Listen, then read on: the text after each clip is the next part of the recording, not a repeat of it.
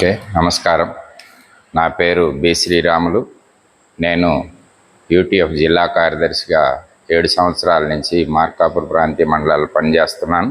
అలాగే సమర్థ భారత్లో నిర్వహించే కార్యక్రమాలను కూడా సామాజిక బాధ్యతగా రజనీ కుమార్ సార్ తోటి కలిసి అనేక కార్యక్రమాలు చేశాము.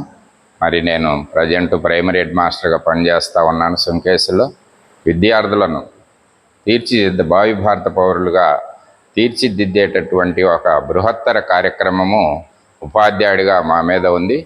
అందువలన సామాజిక బాధ్యతగా ఈరోజు ఎలక్షన్లలో 10 కోట్లు, 20 కోట్లు, 30 కోట్లు, 50 కోట్ల దాకా డబ్బులు ఉంటేనే పోటీ చేయగలిగేటటువంటి పరిస్థితి ఉన్నది. మరి మంచి మనసులు, అనేక మేధావులు చాలామంది ఉన్నారు పోటీ చేయడానికి. కానీ డబ్బులు లేనందువలన వాళ్ళు రాజకీయాల్లోకి రాలేకపోతున్నారు. అలాగే పార్టీలు కూడా వాళ్ళకి డబ్బు లేనటువంటి వాళ్ళకు టికెట్ ఇవ్వట్లేదు.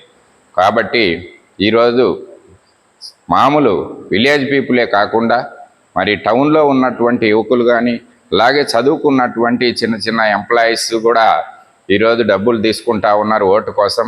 మరి అట్ట డబ్బులు తీసుకొని గెలిపించినటువంటి వ్యక్తి సమాజానికి ఎంతమాత్రం ఉపయోగపడతాడు? ఉపయోగపడినా కూడా ఆయనకు ఎంతో కొంత డబ్బు సంపాదించాలనేటటువంటి కోరిక ఖచ్చితంగా ఉంటుంది. 50 కోట్లు ఖర్చు పెట్టి గెలిచినటువంటి ఒక ఎమ్మెల్యే, ఎంపీ నెక్స్ట్ మళ్ళీ గెలవాలంటే, పార్టీ టికెట్ తెచ్చుకోవాలంటే 100 కోట్లు సంపాదించాలనేటటువంటి ఆ యొక్క ఆలోచనతోనే తన రాజకీయ జీవితం ప్రారంభిస్తాడు. కాబట్టి ఈరోజు యువకులు, ముఖ్యంగా యువకులు రాబోయే రోజులలో భావి భారత పౌరులుగా ముందడుగు వేయాల్సి ఉంటుంది. కాబట్టి సమాజంలో ఉన్నటువంటి యువత, ఎడ్యుకేటెడ్ పీపుల్, టౌన్లో ఉన్నటువంటి ప్రజలంతా కూడా ఆలోచించి రాబోయే రోజులలో డబ్బు తీసుకోకుండా ఒక మంచి వ్యక్తిని, నీతి నిజాయితీ కలిగినటువంటి వ్యక్తిని గెలిపించడానికి ఒక ముందడుగు వేసిన పరిస్థితుల్లో మరి రాష్ట్రం కానీ, దేశం కానీ అభివృద్ధి పదంలో నడవడానికి, అలాగే రేపు గెలిచినటువంటి నాయకులను ప్రశ్నించి మనకు కావలసినటువంటి సర్వీసును పొందడానికి అవకాశం ఉంటుంది.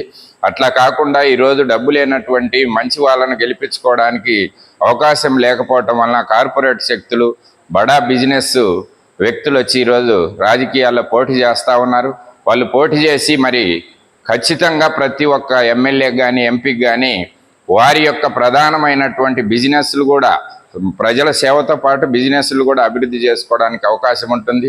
దాంట్లో భాగంగానే ఈరోజు మరి అనేక సంస్థల్ని ప్రైవేటీకరణ వైపు తీసుకెళ్ళడానికి కూడా అవకాశము మంచి వ్యక్తులు లేకపోవడం, డబ్బులు లేనటువంటి వ్యక్తులు ఈరోజు పోటీ చేసే అవకాశం లేకపోవటం వలన చాలామంది నీతి నిజాయితీ పరులు పక్కన ఉండాల్సినటువంటి పరిస్థితి సమాజంలో దాపురించింది.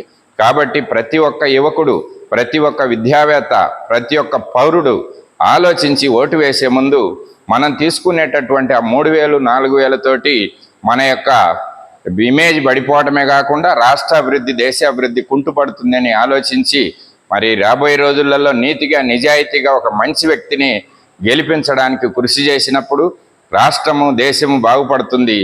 మంచి అభివృద్ధి పదాన నడవడానికి దేశం, రాష్ట్రం అభివృద్ధి పదాన నడిచి ఈరోజు మౌలిక వసతులు కల్పించడం కానీ, విద్యారంగంలో వస్తున్నటువంటి సంస్కరణలను ముందుకు తీసుకెళ్ళటానికి కానీ ఉపయోగపడి అన్ని రంగాల్లో, విద్యా వైద్యం రంగాల్లో అభివృద్ధి చెందడానికి మరి ఓటుకు నోటు తీసుకోకుండా మంచి వ్యక్తులను గెలిపించడానికి కృషి చేయాలని కోరుకుంటూ మరి ఈరోజు సమర్థ భారత్ తరపున ఈ చర్చా వేదిక ఏర్పాటు చేసినటువంటి మన సారు వాళ్ళకి అభినందనలు తెలియజేస్తూ ముగిస్తున్నాను.